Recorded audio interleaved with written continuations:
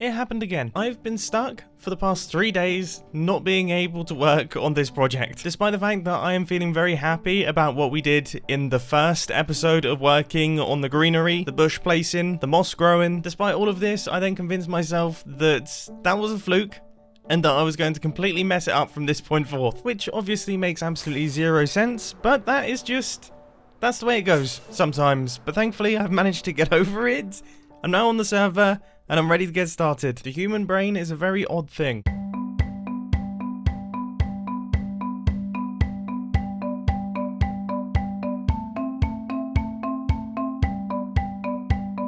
Our chests are now full, and I'm hoping that this should be enough to at least do what I need to do today. Okay, so just today's work, I imagine I should be able to get maybe up to here, and then maybe make a start on this side, but yeah, by that point I think we probably will have run out, to be honest with you. But I don't have one of those super enchanted hoes, so I was doing all of that making use of iron shears, and that used like a stack of iron to get this much. You know, I don't have an iron farm yet, so I can't really afford this. Right, anyway, let's begin my terraforming on easy mode by spreading out all of the moss through the side of this mountain here. I mean, this is one of the most satisfying experiences in Minecraft. It's honestly like turning a harsh, stony landscape into a utopia just with one right click. It's a really interesting game mechanic that, if I'm honest, I wasn't really expecting to ever see in vanilla Minecraft. This doesn't feel traditionally vanilla Minecrafty, and I mean that in a really good way. Oh, one thing that I have been meaning to try is bone mealing one of these. Apparently, it makes a really nice looking tree, and I'm yet to do it, and as much as it looks nice, I feel like in the context of this build, I don't think it looks that nice, but those are really nice leaf blocks, aren't they? They are lovely with the flowers as well. I might have to harvest some of those. Oh, now we have rooted dirt down here. Yep, that is... I don't think I'm going to be using that. It's quite cool, but it also reminds me of cereal, or chicken tikka masala, or the top of a brain, or my knee after falling off my bike. That was pretty disgusting, wasn't it? Right, I am gradually making my way around with the moss. I think I'm just going to cover this entire thing with moss, and then I can really knuckle down and focus on doing all of the leaf bits, because the leaf bits are the really challenging bits. Those are the parts that require me to be creative. This, on the other hand, is like a production line. I'm just clicking. That's it. But after countless clicks, our giant stone armchair has now been converted into a giant mossy armchair. So obviously this is part one of the process, all done and dusted. It is definitely the easy part. Now it's time to move on to the slightly more challenging part, which is actually placing in all of the leaf blocks. It's something that I'm both incredibly excited for and also absolutely terrified of. So let's get to business. And this one will definitely work best in the form of a time lapse. And I'm going to be honest with you, I cannot believe how well and how fluidly this process is coming together. Do you remember in the previous Hermitcraft episode, it took me about 7 hours to do just the small patch of greenery that you saw at the start of this episode? And I think that's mainly because I was spending a lot of time on the design of it. You know, I was spending a lot of time second guessing what I wanted to do, fiddling with things, experimenting with different placements of the leaf blocks, different density of the leaves as well. And now that I've actually got that all worked out, and I kind of did all of that in the previous Hermitcraft episode, now that I've logged in and I'm just following what I've already done, it is a lot smoother and a lot faster. And one extra piece of efficiency that I think we've gathered up here is, of course, I went round and spent a few hours doing all of the moss as well. I've already done that. That's been done in advance. Whereas in the previous episode, I was doing both of them at the same time. And it's one of those strange things that doing the pair of them just massively slows down both of them. Like, both of them become more inefficient, which means that the entire project takes considerably longer. Whereas when you do both of them in stages, you do one and then you do the other, it seems to speed up both processes, which shortens the entire time massively. So we are absolutely cracking through here.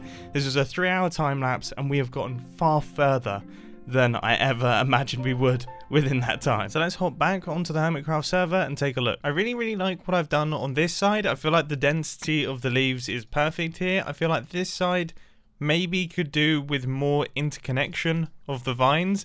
And of course, the actual vines, these things here, I haven't actually put those in place just yet, so they will spread down as well, which will make it look even more overgrown. I'd say we're doing pretty well. Things are coming together very nicely, but I am completely and all out of leaves. That happened far sooner than I was expecting. You may also be wondering why I'm on the ground. Well, that is because my elytra have completely run out of durability, and the Tarson gas that's over there has completely run out of XP bottles. I actually just paid for a refill of my XP here.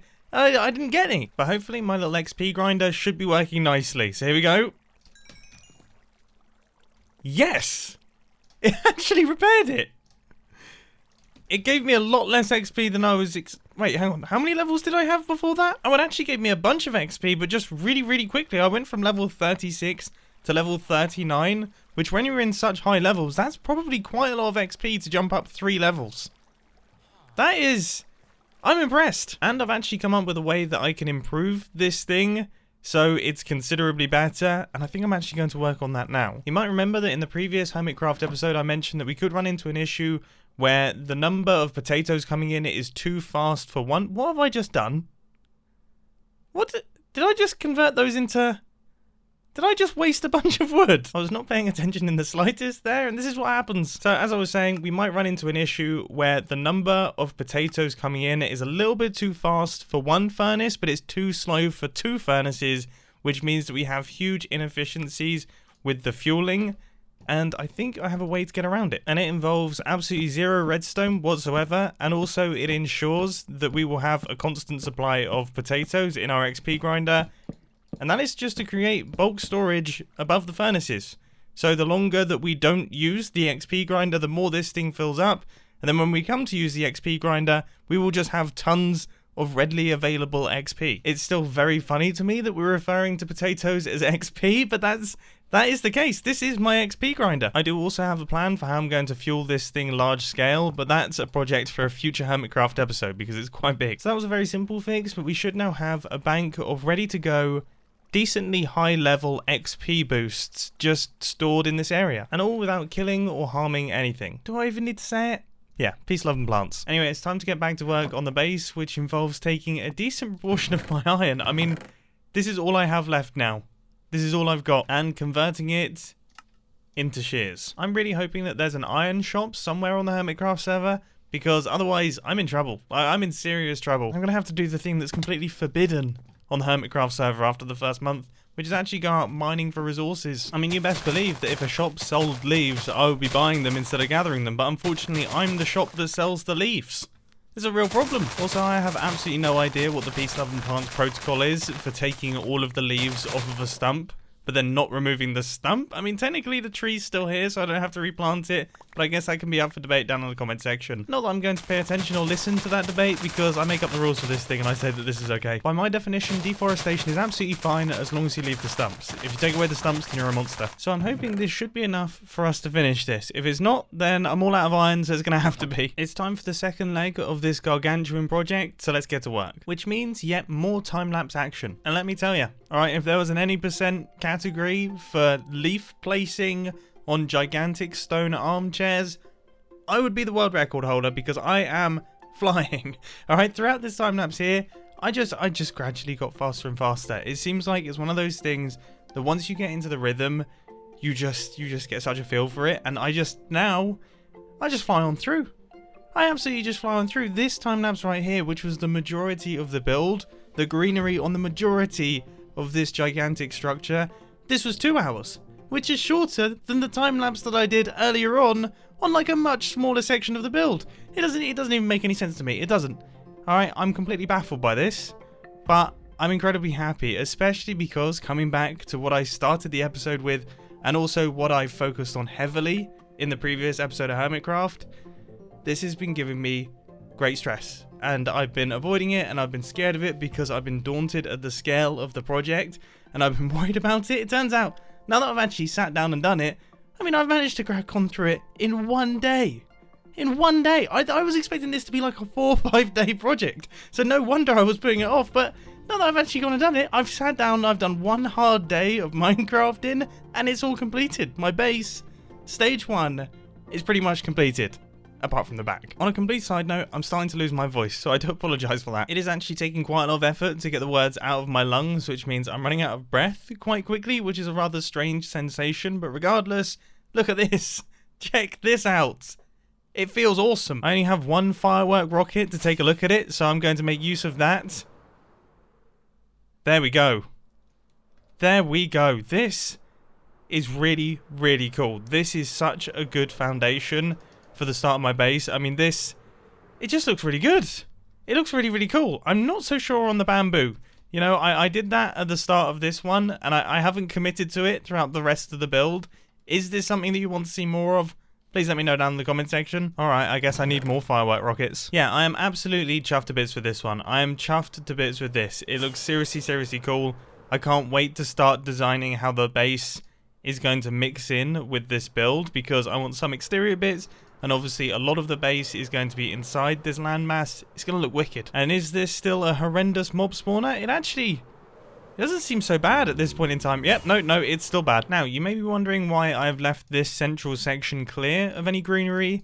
Well, that's because that is where the water is going to be going. So there's going to be a waterfall going from the top down to the bottom, and then down at the bottom here, we're going to have a really big and really deep lake down here. In fact, I don't actually think we're going to do the lake at land level. I think I might extend all of this down and then have the lake further down, almost in the bottom of a pit, which not only will make this look even taller than it already is, but also I think it will look quite dramatic. But on the topic of that waterfall, let's do an experiment. I can't help myself. Okay, I really want to see how this water actually flows down the front. Do I actually have any buckets? I do, but I also have ice, and that's basically a better version of a bucket. It's a bucket in block form. I am so very curious as to the route that this water is going to take. Is it going to completely ruin everything? I don't even know what it could ruin, but I'm still wary that it could ruin things.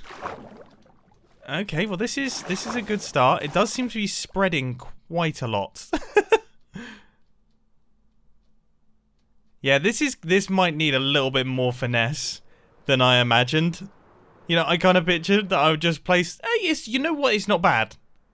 You know what? It's not actually that bad. That has followed quite a nice route. That is actually quite pretty, isn't it? I think if we just do another one up at the top here, we might actually have to do something. I went through various different stages there in my brain. You probably heard it happen. My initial prediction was that it was going to go horribly. Then when I placed it, it seemed to be doing something good. And then I concluded it was doing something horrible. And then it went back to doing something good again. So I guess let's see. Does it do something good on this one? Like if I place one here and then one here... Okay, I've expanded this out. That has made absolutely zero change to the water. I think we'll only make a change on this one. Here we go. This one's going to be the important one. Oh. Okay. That's a little bit wider than I was expecting it to be. Oh, and it's getting wider. But it could be okay. It could be okay. Let's have a look. It isn't actually that bad. I actually think we go wider. I like the way this goes into the side like that. I think that looks quite cool. I think if we can get it to hit that edge there and then be forced in again, I think that looks quite nice. Listen to me sounding like a professional waterfall designer. Alright, what's this going to do? Okay. Alright, I'd say we expand it out a little bit further. Let's just fully commit to this. Alright, maybe we do a little bit of cheating and we actually put a water thing, say, here? Is this going to look really stupid? So maybe we go like this? I wonder if that looks ridiculous. Let's see. It doesn't. I'm not sure on where I've put it, though. I feel like maybe... God, this is difficult. This is more difficult than I expected it to be. I've done even more fiddling, and I think that's it. Yep, I'm happy with that. So we kind of get that trickle out, then trickle in, and on this side we get the trickle out, and then trickle in, but they're slightly staggered. I think this looks good. Yes, I am very pleased with that. Where on earth did I just go? Cool. Cool, this looks like the utopia that I imagined, and it looks similar to the reference images that I had. I am feeling incredibly incredibly pleased with this structure. Now I must complete the one and only task that you can complete when confronted with a giant waterfall in Minecraft. I really hope my elytra gets me to the top. If not, this is going to be really awful. It was meant to be. So clearly I only have one shot at this, which means I have to get it right. Do I go into F5 mode? I feel like I should go into F5 mode. And this is... It is... actually really quite satisfying. Oh, that's going to be so much better when there's a lake down at the bottom here. Cool. Project completed. Right, let's move on to something else. And that something else is standing up here waiting for ghasts to spawn, hoping that everybody logs off the server at some point in time and I can get myself a bunch of drops. Because sadly, all of these ghasts that are spawning and then being instantly teleported away inside the nether portals like you saw there, unfortunately they're despawning immediately as soon as they go into the overworld. And the only time they don't despawn is when no one else is online, which I must admit does affect efficiency a tiny bit. But clearly we've managed to get a solid hour or so overnight when nobody was online, and it has done the work. This is perfect. It's a shame I'm a total moron and didn't think about the fact that my farm might actually work overnight and produce a decent quantity of resources. So I don't really have enough space to actually take this stuff home. And now I have an incredibly long walk home as my elytra is still completely broken. All in all, this was successfully unsuccessful. You know what? As much as I love flying around, there is something about traversing the land using the paths that we have on this island, and it's really made me think, maybe I should get a horse. I don't think I've ever had a horse on the Hermitcraft server. Like, I really feel like it's been an incredibly long time, and it definitely fits in with my outfit. I mean, how could I not have a horse when I look like this? Actually, now that I think about it, I think I have had a horse on the Hermitcraft server in Hermitcraft Season 2, which was my first season of Hermitcraft. And I do believe that was the update that introduced horses, and I didn't really understand them, and I think I only rode it about once. I've just spotted what I'm looking for. There is the Parson Gas. Unfortunately, the one that's local to me is completely out of stock, so I'm having to travel quite a long ways out, but it is nice to do a little bit of sightseeing on the server. This does not appear to be a Parson Gas. This just seems to be a place filled with llamas. Do the llamas even have anything? The llamas have nothing. What about these guys down here? Also nothing. What about these guys right here? They appear to be missing their bodies. Aha! I do believe this is what I'm looking for. Is this what I'm looking for? Honestly, I don't know anymore. Yes, indeed, it is. And I am fully repaired. I'm going to be honest, though. I do still kind of want a horse. I mean, sure, I can fly along these roads, and I kind of get the same effect, but at just much higher speeds. But a horse would feel pretty good. And also, this seems dangerous. This seems dangerous. Wow, that was remarkable. Right, time to fetch a horse. I mean, Pearlescent Moon isn't currently online right now, but then, you know, the horse has been named Moon. It would be quite obvious whose horse that actually is. Does anyone else have a horse that I can steal? I don't think anyone else has a horse that I can steal. I'm going to be honest with you, I don't even know what to do when you find a horse. Like, how does one acquire a horse? How does a horse become mine? I have a diamond in my inventory, maybe I could pay it off. Is that a horse? Or is is this a donkey? This could be a donkey. I actually think I prefer the idea of this being a donkey, but then anyone who asks me about my donkey, I'm going to refer to it as a horse, and that's going to annoy everyone. Only the people who are watching this video right now know that that's the plan. In the next Hermitcraft episode, and from this point forth, this thing is going to be referred to as a horse, and I cannot wait to read the angry comments. I mean, if the whole sus sustainable situation wasn't bad enough, I'm about to cause people's brains to explode. By the way, sus still means sustainable. I still haven't switched up on that. Apparently, to tame a donkey, all you have to do is right-click on it a bunch of times until it shows up the hearts, and then you can put a saddle on it. And thankfully, I had a saddle in my storage system. There he is, my valiant steed. Right. Okay, this is good. I think I just need to jump on him a few times and I'm going to get bucked off. And then he'll start liking me eventually, maybe? Oh, I think he's my friend now. I think we're now friends. Yes. Yes. Nice. And he is a speed demon. Look at this guy go. I mean, he's not that much faster than walking, to be honest with you. Hang on. Yeah, they're really quite similar. Now the question is, can my donkey swim? I feel like that's a no. I really don't want to kill my donkey. Oh yeah, my donkey is definitely sinking. Right, okay. That is an issue. This is unbelievably impractical. Right. Go on. Go on. I mean, this is a challenge, this. He's on my boat. Can I seriously not get this guy into this boat? He does not seem interested. He's not much of a jumper either. Okay. Okay, right. There's another portal over there. Well, that is impractical, isn't it? There's another portal over there, and I cannot get to it using my donkey. And I've left my boat behind. I actually can't believe it's come to this. I really can't believe it's come to this. I can now completely understand why I've never really had a horse on the Hermitcraft server. They're pants. They're absolutely pants. Come on then, mate. Let's make our way over to the mainland. And after a small battle, here we are. Our horse has made it back. We are now fully kitted out to traverse the paths of Hermitcraft Island. I am very, very happy with what we've managed to achieve in this Hermitcraft episode. We managed to get all of the greenery done. We got ourselves set up with the potato XP grinder. And we've got ourselves a wicked horse. This is pretty sweet. I really do hope that you've enjoyed this Hermitcraft episode. It's been a ton of fun. My voice is disappearing on me as I speak. So I'll catch you in the next video. See ya. You know, as a YouTube content creator, there's absolutely nothing worse than losing or straining your voice. You know, because here's the thing. I don't feel ill. Okay, I'm absolutely fine. Nothing wrong with me. Absolutely nothing going on. I'm happy as Larry. All right, but my voice has other ideas. Okay, and when you rely on your voice all the time, that is an issue. That is an issue. So I might sound like I'm going through puberty again in the next few episodes.